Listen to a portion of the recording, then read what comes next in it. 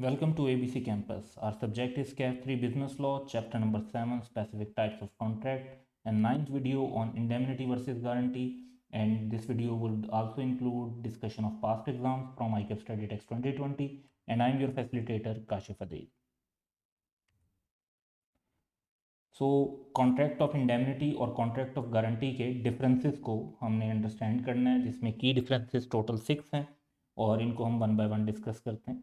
तो contract of indemnity में दो पार्टीज होती हैं, इंडेमनीफायर एंड इंडेमनिटी होल्डर, जिसमें इंडेमनिटी होल्डर को इंडेमनीफाइड भी कहते हैं।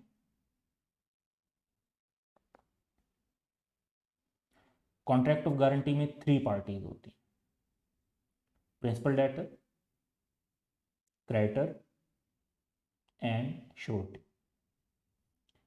कॉन्ट्रैक्ट ऑफ इंडेमनिटी में एक ही कॉन्ट्रैक्ट होता है between indemnifier and indemnity holder, जबकि कॉन्ट्रैक्ट ऑफ गारंटी में 3 कॉन्ट्रैक्ट्स होते हैं। प्राइमरी कॉन्ट्रैक्ट होता है क्रेडिटर और प्रिंसिपल डेटर के दरमियान, उसके बाद सेकेंडरी कॉन्ट्रैक्ट होता है श्योरिटी और क्रेडिटर के दरमियान, और फिर in case of payment by surety और after the default of principal debtor, surety जो है वो पैसे रिकवर कर सकता है प्रिंसिपल डेटर से, तो थर्ड कॉन्ट्रैक्ट श्योरिटी और प्रिंसिपल डेटर के दरमियान। कॉन्ट्रैक्ट ऑफ इंडेमनिटी का ऑब्जेक्टिव ये होता है कि इंडेमनिटी होल्डर को लॉस से बचाया जाए, और कॉन्ट्रैक्ट ऑफ गारंटी में श्योरिटी जो है वो एक प्रॉमिस करता है कि वो प्रिंसिपल डेटर अगर डिफ़ॉल्ट कर देता है तो वो पेमेंट करेगा क्रेडिटर को। तो क्रेडिटर की पेमेंट एक किस्म की सिक्योर की जा रही होती है बाय श्योरिटी की, अगर प्रिंसिपल डेटर से नहीं मिलेगी उसे पेमेंट तो उसे श्योरिटी से मिल जाएगी।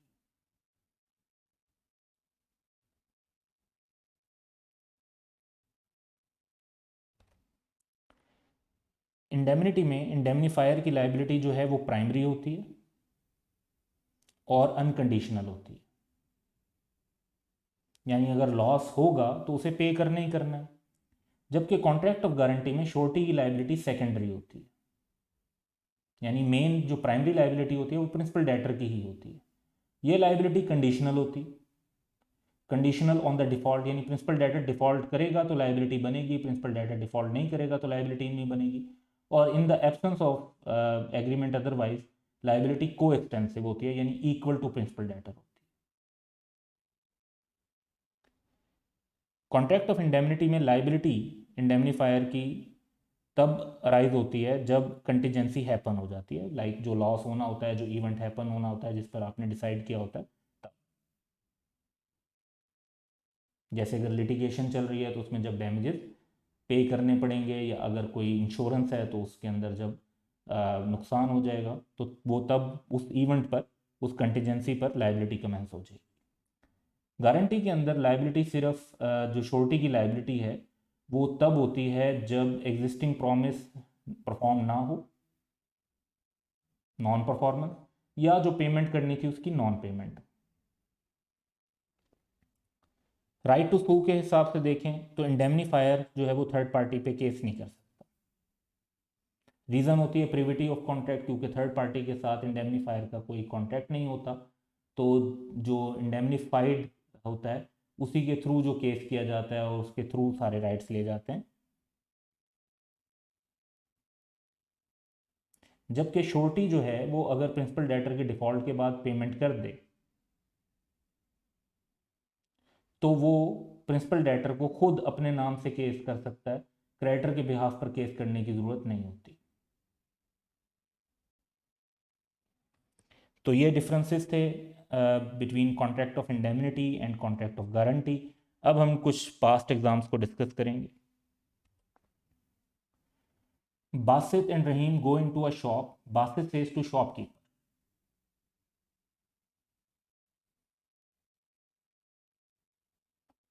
let him, yani Rahim, have the goods, and if he does not pay you, I will. Under the provision of Contract Act, identify and describe the type of above contract and whether Basit would be liable in case of Rahim's default.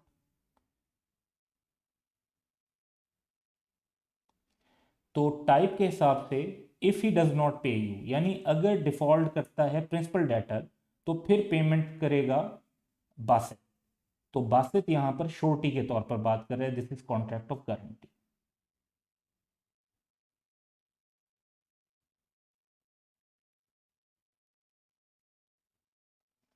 और whether Basit would be liable in case Rahim default करता है, yes वो liable होगा क्योंकि surety का contract ही यही है। Part 2 है what would be your answer if Basit said to shopkeeper let him have the goods I will see you are paid. यहां पर कंडीशनल बात नहीं हो रही, इन केस ऑफ डिफॉल्ट बात नहीं हो रही। यहां पर बासित कह रहा है कि वो ये ही वुड मेक श्योर कि शॉपकीपर को पैसे मिलेंगे, तो शॉपकीपर का वो नुकसान नहीं होने देगा, तो ये कॉन्ट्रैक्ट ऑफ इंडेमनिटी है।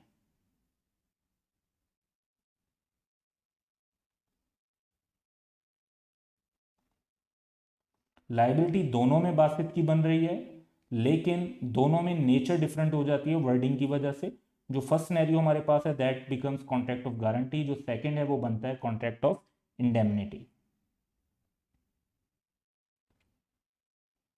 तो ये पास्ट एग्जाम स्प्रिंग 2015 का है, 4 मार्क्स का पहला पार्ट और 3 मार्क्स का दूसरा पार्ट। आंसर में देखें,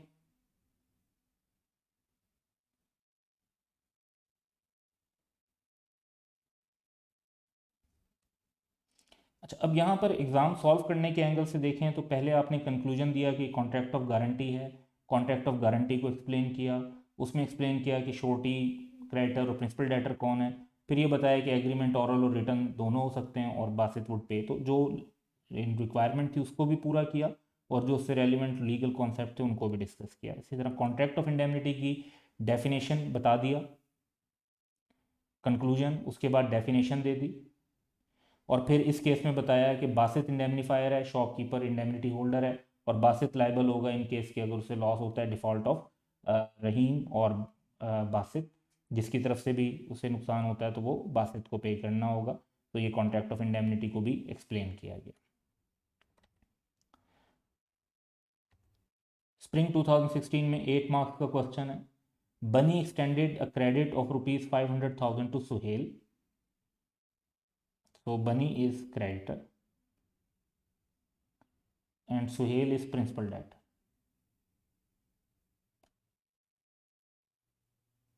On the surety of Majid and Raha, ये को श्योरिटीज हैं। On the date of payment Suhail defaulted and Majid settled the debt. Under the provision of contract act 1872 briefly describe the rights available to Majid and Raha against Suhail and Bunny and also between themselves। तो principal debtor के against तो जो उनके rights हैं वो हैं right to indemnity, यानी वो उससे पैसे क्लेम कर सकते हैं जो उन्हें पे करने पड़े,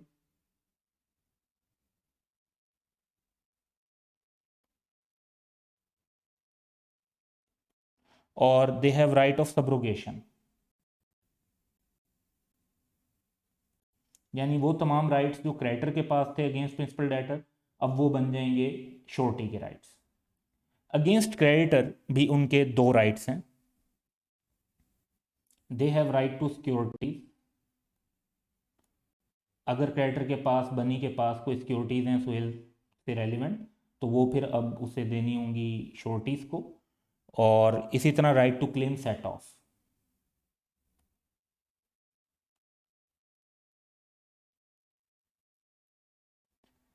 और बिटवीन देम सेल्फ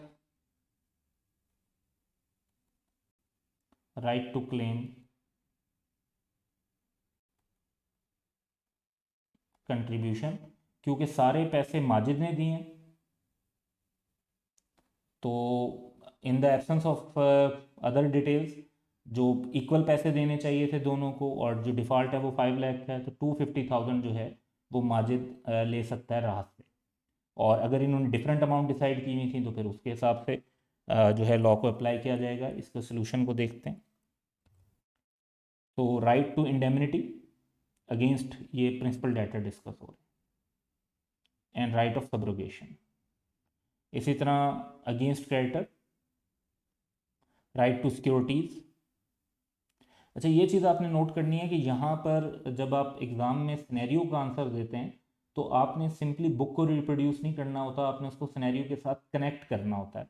यहाँ पर आप बार बार देख रहे हैं कि जो भी बात हो रही है वो इस एंगल से हो रही है कि माजिद और राहत की इंटाइटलमेंट क्या होगी।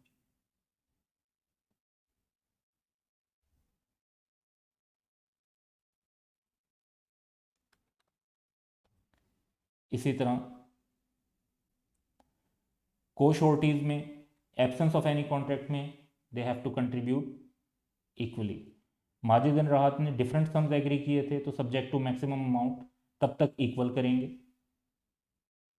और अगर बनी ने किसी को रिलीज कर दिया होता तो फिर भी इससे इफेक्ट नहीं पड़ता, माजिद राहत से कंट्रीब्यूशन क्लेम कर सकता है।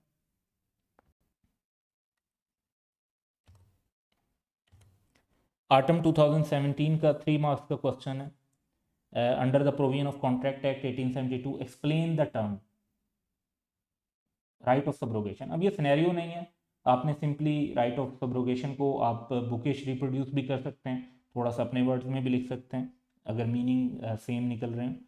When the surety pays off the debt on default of principal debtor or perform the guarantee duty, he is invested with all the rights and remedies which the creditor had against the principal debtor. This is called right of subrogation. तो basically right of subrogation means के जो rights creditor के होते हैं वो rights surety के बन जाते हैं, और ये कब बनते हैं, जब श्योरिटी ने प्रिंसिपल डेटर के डिफॉल्ट की सूरत में क्रेडिटर को पेमेंट कर दी होती है या जो गारंटी ड्यूटी थी वो परफॉर्म कर दी होती है।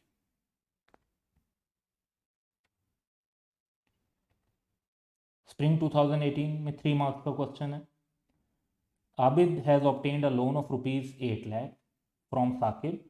Loan was given on the surety of Munib, Hamid and Suleman with maximum limits of 150,000, 250,000 and 400,000 respectively. Abid repaid 2 lakh and defaulted. Comment and compute the amount payable by surety. अच्छा, अब इसमें पहली बात तो ये कि जो डिफॉल्ट की अमाउंट है वो देखते हैं।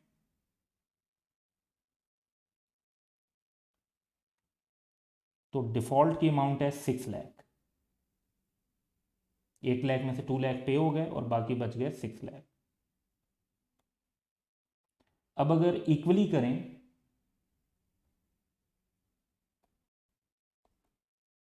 तो वो पॉसिबल नहीं है, क्योंकि मुनीब की मैक्सिमम जो गारंटी है वो 150 है, तो मुनीब की तो 150 हो जाएगी।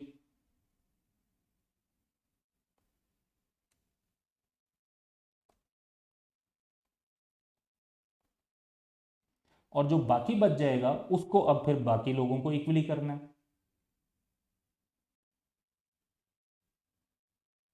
और वो उनके गारंटीड सम से कम है 225,000 ईच। सो मुनीब वुड पे 150,000, हामिद एंड सुलेमान जो है वो फिर इक्वली पे करेंगे 225,000।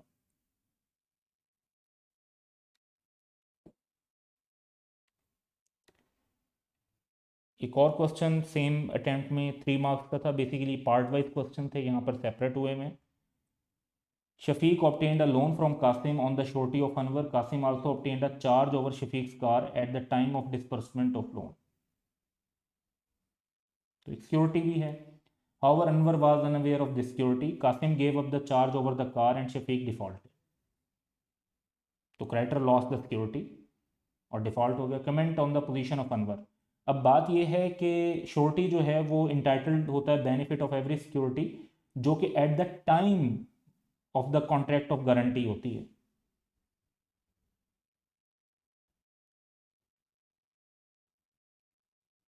अगर तो जो ये सिक्योरिटी थी ये कॉन्ट्रैक्ट के टाइम पर ली गई थी या उससे पहले ली गई थी, फिर तो अनवर इंटाइटल्ड है इसके लिए। अगर ये उसके बाद ली गई थी कॉन्ट्रैक्ट ऑफ गारंटी होने के बाद, तो फिर अनवर उसके लिए इंटाइटल्ड नहीं है।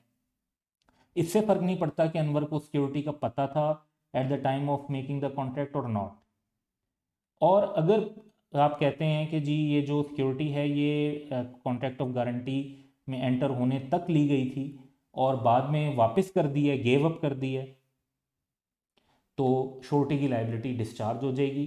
लेकिन वही बात है, if Qasim obtain charge over Shafiq car after the contract of suretyship was entered into, then giving up the charge will not discharge और रिड्यूस अनवर्स लाइबिलिटी। तो दोनों एस्पेक्ट डिस्कस करेंगे, क्योंकि यहाँ पे ये नहीं बताया हुआ कि जो सिक्योरिटी है वो at the time of making the contract of guarantee ली गई थी या उसके बाद ली गई है। तो अगर उस वक्त ली गई थी तो फिर तो श्योरिटी की लाइबिलिटी डिस्चार्ज हो जाती है, उसके बाद ली गई थी तो फिर गेव अप करने से फ़र्क नहीं पड़ता और लाइबिलिटी डिस्चार्ज नहीं होगी।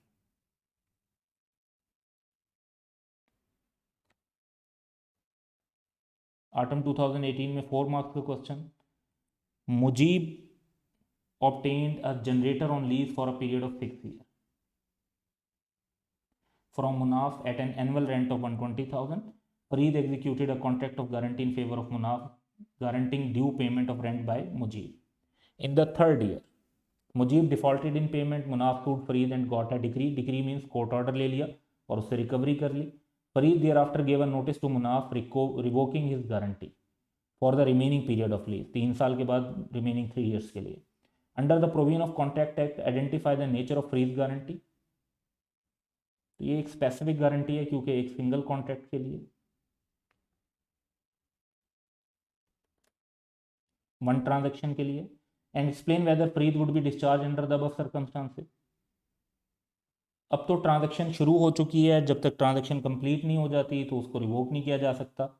तो गारंटी प्रोवाइड बाय फ्रीज is in the nature of specific guarantee and not a continuing guarantee, because lease for 6 years is one transaction, indivisible है, ये ईयर वाइज आप इसको अलग अलग नहीं कर सकते। फ्री therefore is not competent to revoke his guarantee, his liability would come to an end जब ये पूरी ट्रांजैक्शन कंप्लीट हो जाएगी, जब पूरे 6 ईयर्स की लीज कंप्लीट हो जाएगी तो फिर उसकी लायबिलिटी खत्म होगी, उससे पहले वो इसको रिवोक नहीं कर सकता।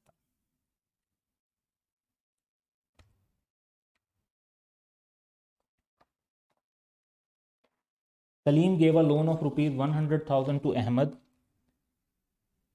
carrying a markup of 10% per annum. Amir and Rehan agreed to act as Ahmed's sureties in the light of Contract Act. Determine along with reasons how much each surety would be liable in rupees in the following independent scenario. Ahmed defaulted. अच्छा जी, तो ये पैसे कितने बन गए? 10% interest add कर दें तो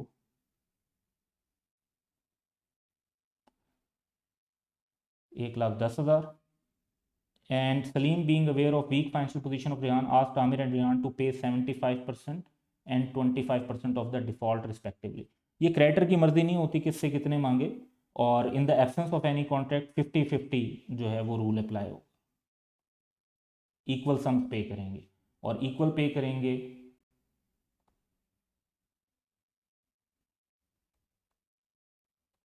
तो 55,000 ईच की उन्हें पेमेंट करनी होगी। Salim, without discussing with Rehan, released Amir from the suretyship. Ahmed defaulted and Salim asked Rehan to pay the entire amount. तो अब भी ये होगा कि रेहान जो है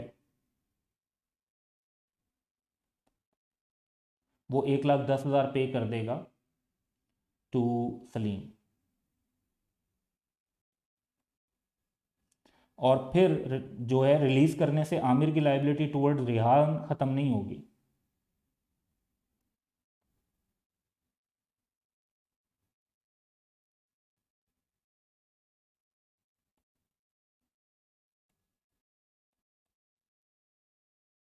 सो रेहान आमिर से क्लेम कर सकता है कंट्रीब्यूशन 55,000 की, तो आमिर भी 55,000 पे कर रहा होगा और रेहान भी अल्टीमेटली 55,000 ही पे कर रहा होगा।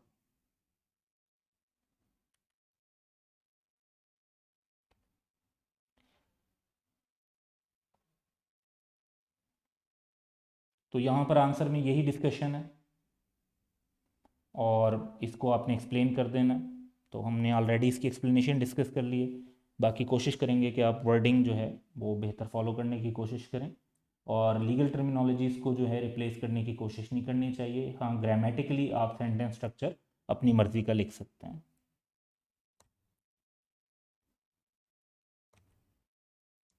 तो एक ओल्डर पास्ट एग्जाम का क्वेश्चन है, Bashir supplies goods worth ₹1 lakh each month to Anwar under a contract which is due to expire on December 31, 2009। काफ़ी पुराना क्वेश्चन है, तो उसमें 2009 was yet to happen. Amin has guaranteed that he will compensate Bashir in case of default by Anwar, तो guarantee भी आ गई। On August 29 the amount due to Bashir is 325,700, क्योंकि 1 lakh each month है तो ये बढ़ती जा रही होगी, कुछ पेमेंट होती जा रही होगी। Amin intends to revoke his guarantee. Can he do so? जी बिल्कुल वो रिवोक कर सकता है, लेकिन जो ऑलरेडी ट्रांजेक्शन हो चुकी हैं उसके लिए वो लायबल रहेगा।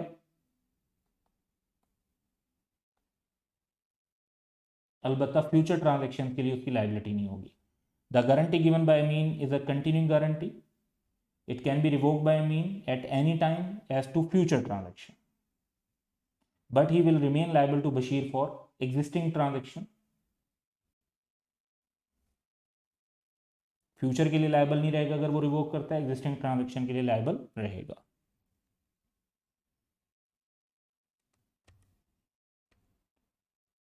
Rahil leased a building from Atif on 5 years term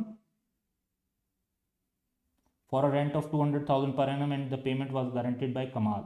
Rahil defaulted in payment of the rent in the third year. Asif sued Kamal and recovered the rent from him. Later Kamal gave a notice to Atif for revoking his guarantee for the remaining period of lease. तो lease जो है वो एक single transaction होती है, उसको year wise आप divide नहीं कर सकते, और it is not a continuing guarantee, it is specific guarantee. और स्पेसिफिक गारंटी जब तक फिर ट्रांजेक्शन कंप्लीट नहीं हो जाती तब तक आप लाइबल रहेंगे। तो ये इस तरह का सिमिलर सिनेरियो भी थोड़ी देर पहले भी हमने इसी वीडियो में डिस्कस किया। तो no, Kamal is not competent to revoke. जो गारंटी है वो स्पेसिफिक है, ये कंटिन्यूइंग गारंटी नहीं है। और लीज फॉर 5 ईयर्स एक सिंगल ट्रांजेक्शन, और जब ये ट्रांजेक्शन कंक्लूड हो जाएगी तो तब लायबिलिटी ख़त्म होगी, उससे पहले ख़त्म नहीं होगी।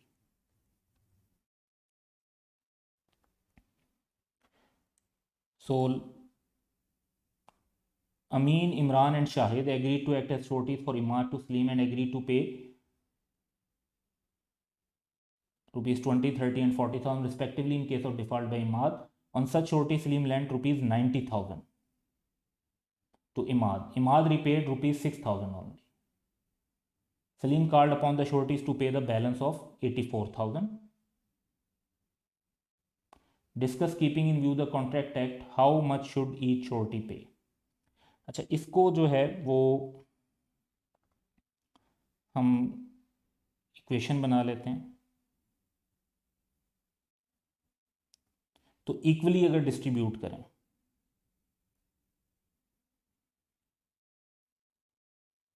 तो तीनों पार्टीज के, अमीन, इमरान, शाहिद रिस्पेक्टिवली, जो पैसे बनते हैं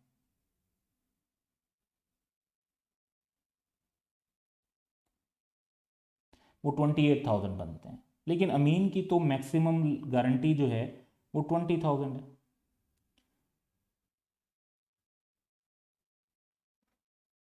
तो ये पॉसिबल नहीं है। बाकी दोनों ने मिलकर अब जो देना होगा मैक्सिमम दे देगा जी अमीन, और बाकी दोनों ने मिलकर देना होगा 64,000। अगर 64,000 को भी हम इक्वली डिस्ट्रीब्यूट करें इन 2 पर्सन तो वो 32,000 ईच बनता है। लेकिन दूसरे शख्स की लायबिलिटी भी मैक्सिमम 30,000,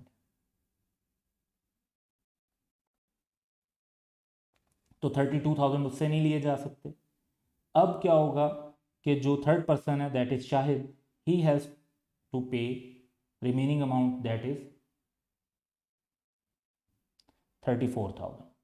तो इस सिनेरियो में जो अमीन को पेमेंट करनी है दैट इज 20,000, जो पेमेंट इमरान को करनी है दैट इज 30,000, और जो पेमेंट शाहिद को करनी है दैट इज 34,000। तो सोल्यूशन यहाँ पर इसी तरीके से बना दिया गया, लेकिन आप कैलकुलेशन अपनी रफ भी कर सकते हैं और अपने माइंड में भी कैलकुलेट कर सकते हैं। तो co-sureties who are bound in different sums are liable to pay equally as far as limits of their respective obligations permit। तो कैलकुलेशन कैसे की जानी चाहिए वो हमने अपनी लास्ट स्लाइड में आपको एक्सप्लेन कर दिया। यहाँ पर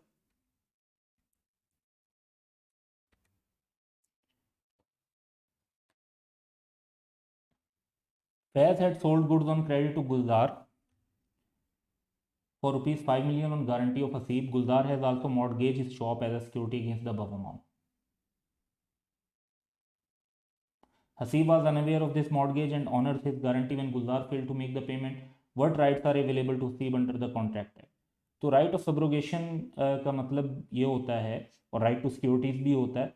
तो जितने राइट्स हसीब के पास अब होंगे वो वही होंगे जो क्रेडिटर के राइट्स थे। Haseeb upon payment of guaranteed amount is invested with all the right which फैज the creditor had against the principal debtor.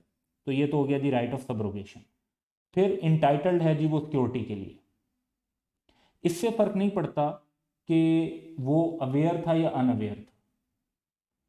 हाँ, बस ये है कि वो सिक्योरिटी जो है वो उसकी इंटाइटलमेंट तब होगी जब वो सिक्योरिटी ली गई थी at the time of making the contract of suretyship, contract of guarantee. Afterward की गई थी तो वो फिर क्रेडिटर उसको देने के लिए पाबंद नहीं है, दे फिर भी सकता है। He is entitled to recover from Gulzar the principal debtor whatever sum he has rightfully paid. जो रॉन्गफुली पेड होगा वो ऑब्वियसली रिकवर नहीं कर सकता। सो ये 3 पॉइंट्स इसके अंदर डिस्कस होंगे: right of subrogation, right to securities, and right to recover rightfully paid amounts and not wrongfully paid sums. So that's all for today. Have a good day.